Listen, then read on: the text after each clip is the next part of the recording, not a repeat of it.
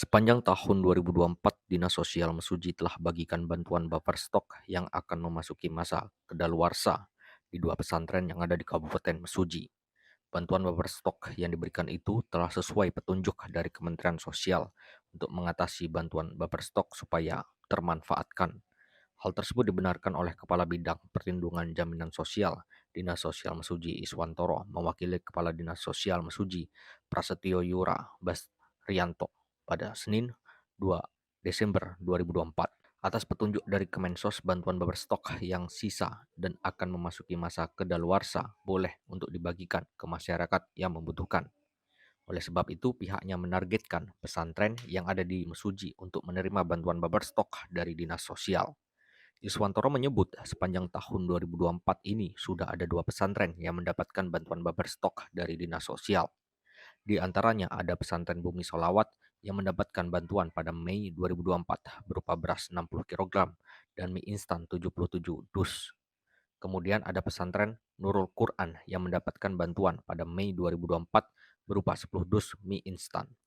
Dijelaskan Iswantoro, bantuan buffer stok yang diberikan merupakan pengadaan pada tahun 2023. Oleh sebab itu, sebelum memasuki masa kedaluarsa, pihaknya memberikan kepada pesantren yang membutuhkan. Jadi barang yang kami berikan adalah barang sebelum 3 bulan memasuki masa kedaluarsa, sehingga masih aman untuk dikonsumsi, ucapnya.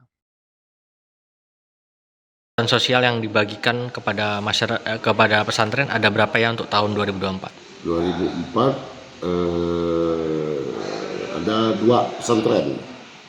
2 pesantren. Pesantren apa aja itu? Pesantren Ponpes Nurul Quran, ya, mie instan 10 dus, ya, melalui masa expired, ya, pengadaan 2023, dan Ponpes Bumi Sholawat. Bumi Sholawat.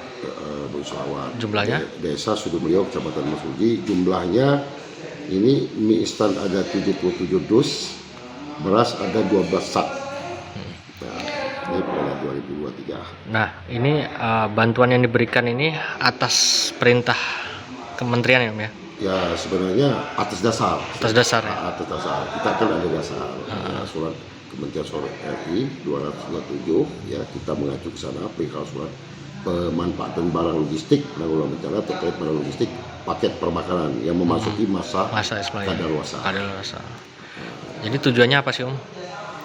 Ya, tujuannya memanfaatkan aja barang-barang itu supaya bermanfaat bagi masyarakat, khususnya pesantren, ya, yang ketika memang barang-barang logistik bencana itu belum tersalur, tapi belum tersalur, belum juga ada yang mau kita bantu karena itu sudah memenuhi syarat, ya, syarat perihal pemanfaatan barang, karena itu sudah akan memasuki masa kedaluarsa, maka kita akan salurkan ke pesantren.